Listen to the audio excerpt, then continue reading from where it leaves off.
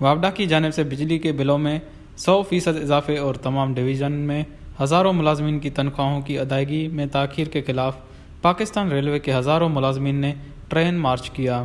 Pakistan railway Prem union CBA کے صدر شیخ محمد انور کا کہنا ہے کہ وفاقی حکومت نے اس قومی اور وحدت کی علامت ادارے کے ملازمین کو بھکاری بنا دیا ہے۔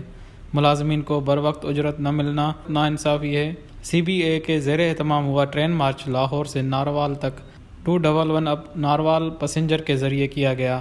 پریم یونین کے اعلامیہ کے مطابق لاہور اسٹیشن پر سینکڑوں ریلوے مزدوروں نے پریم یونین کے قائدین کا پرتپاک استقبال کیا اور زوردار نعرے لگائے، جبکہ ناروال تک ہر اسٹیشن پر ریلوے ملازمین نے ٹرین مارچ کا بھرپور استقبال کیا۔ اس موقع پر چودھری عارف محمود، مولوی خادم حسین، مولوی مرتضیٰ اور سرفراز گوریا سمیت 50 سے زائد مختلف یونینز کے عہدے داروں نے پریم یونین میں شمولیت کا اعلان کیا۔